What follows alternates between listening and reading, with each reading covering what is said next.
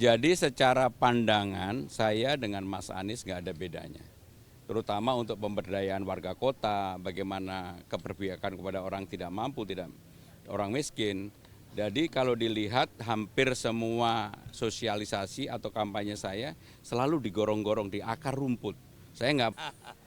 Yang pertama debat kali ini adalah tentang tata kota dan iklim, perubahan iklim.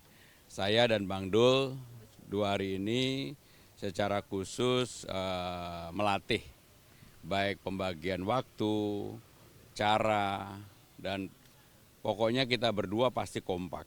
Karena saya selalu sampaikan ke Bang Dul, Bang, dari awal kita berdua bersama-sama.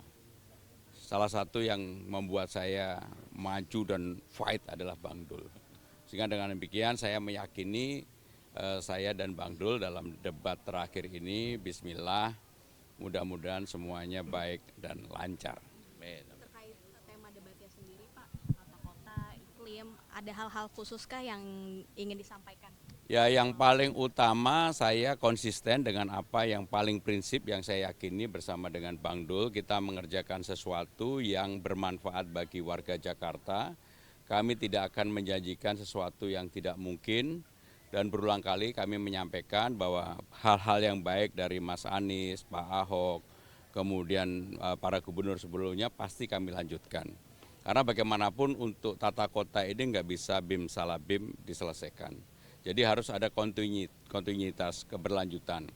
Itulah yang menjadi pegangan kami dan secara khusus untuk debat kali ini saya dan Bang Dul kalau memang kami diberikan amanah, kami berkeinginan betul 1.540-an taman yang ada di Jakarta yang sekarang ini rata-rata jam 6 sore tutup, kami akan buka 24 jam. Karena bagi saya pribadi dan Bang Dul, sebenarnya masyarakat itu akan menjadi lebih bahagia, punya tempat untuk healing dan sebagainya kalau ada taman yang bisa dimanfaatkan secara baik. Dan untuk PKL pun kita berikan kelonggaran, tetapi akan diatur secara tertib. Yang paling penting tertib, kemudian ada CCTV-nya, lighting-nya kita atur bagus karena percuma dibuat taman bagus-bagus tidak dimanfaatkan di Jakarta. Jadi salah satunya itu. Mas Pram kemarin kan sempat sama relawan Ahokers hari ini kumpul nih, mungkin ada tanggapannya sedikit. Ya, saya bersyukur salah satunya Bang Ges ini yang dari awal kebetulan rupanya saya juga baru tahu temannya Bang Dul main bola dari dulu. Tetapi memang apapun yang ditunggu-tunggu ini kan relawan pertemuan antara relawan Ahok dan relawan anak Abah. Dan dua-duanya ini sangat loyal dan besar. Dan itulah saya bersyukur karena selama ini saya dianggap yang bisa merangkul semua orang dan ini terbukti perseteruan yang begitu ini dan akhirnya bisa sama-sama hadir. Saya secara khusus ke Bang G saya ucapkan terima kasih berkenan untuk datang ke rumah saya. Ini merupakan modal dasar utama untuk kita ke depan bersama-sama. Mas Pram kemarin kan sempat bertemu Pak Anies ya, mungkin ada diskusi atau pesan-pesankah terkait isu-isu atau tema debat untuk malam ini dari Pak Anies? Jadi secara pandangan saya dengan Mas Anies nggak ada bedanya. Terutama untuk pemberdayaan warga kota, bagaimana keberpihakan kepada orang tidak mampu, tidak orang miskin. Jadi kalau dilihat hampir semua sosialisasi atau kampanye saya selalu digorong-gorong di akar rumput. Saya nggak pernah yang terlalu menjanjikan sesuatu yang nggak mungkin lah. Misalnya tiba-tiba ada gym di samping halte, enggak. Bagi saya yang paling penting adalah persoalan-persoalan real rakyat yang akan kami selesaikan saya dan Bang Dul. Bang Dul silakan Bang Dul. Ini kan kemarin Mas Pram minta diserang, ternyata serangannya banyaknya ke Bang Dul nih. Nah untuk debat kali ini Karena kira-kira mungkin dia tahu saya yang terkenal. Enggak, artinya begini, saya berterima kasih kalau Bang RK ya bertanya kepada saya. Mudah-mudahan memang karena beliau nggak tahu. Cuman saya yang beliau tahu dan beliau salah, itu salahnya itu aja. Enggak, artinya begini, tadi bicara tentang tata kota kan. Jakarta ini kota tua, 497 usianya. Jadi tata kotanya itu sudah sudah tertata. Tinggal kita harus menata masalah disparitas miskin dan kaya. Kekumuhan di Jakarta ini luar biasa loh, ada wilayah-wilayah memang harus kita segera ekstrim. Masih ada 450 RW kumuh.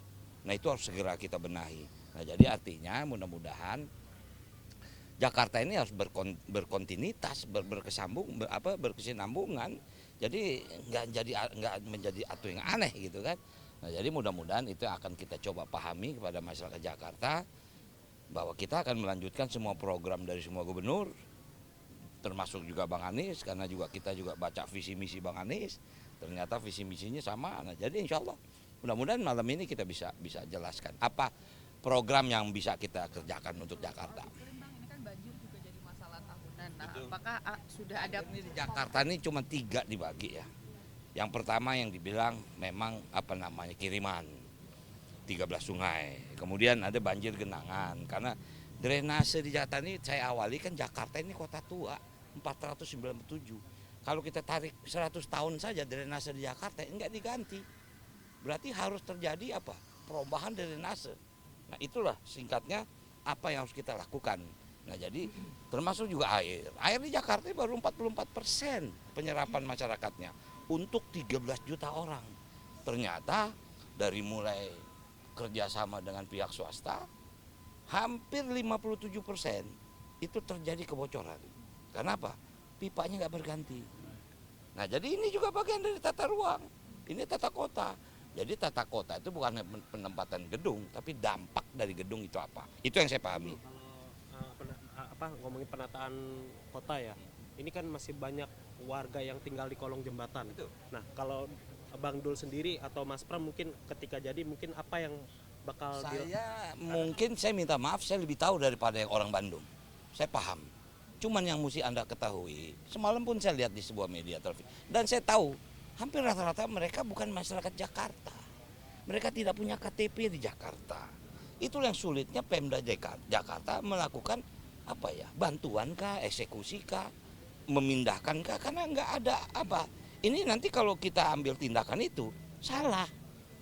Nah, ini makanya mungkin harus bikin aturan, mungkin setelah berapa tahun mereka boleh mungkin mengajukan diri menjadi warga DKI dengan mungkin KTP sementara atau gimana. Anda kebetulan juga ini kan Jakarta berganti. Dari ibu kota berganti dari daerah khusus nih. Apakah nanti ID card atau KTP akan berganti? Ini momen untuk. Artinya saya sangat tahu, saya sudah berkunjung, pun saya kampanye juga di salah satu tempat yang ternyata di bawah jalan tol itu menjadi tempat lapangan bola segala macam. Itu yang memang itulah Jakarta gitu. Oke? Oke. Ini kan paslon 01 kerap mengatakan kebolehannya sebagai ahli tata kota dan juga mengenai arsitektur dan lain sebagainya. Kalau untuk debat malam ini optimisme gimana? Ya ginilah, Jakarta sekarang ini memang tidak semata-mata butuh ahli tata kota. Yang paling penting Jakarta jangan diselesaikan dengan imajinasi, tetapi dengan keputusan dan kerja keras dan mau menanggung risiko apapun untuk kebaikan warga Jakarta. Saya nggak mau berimajinasi, saya akan bekerja keras. Oke, makasih.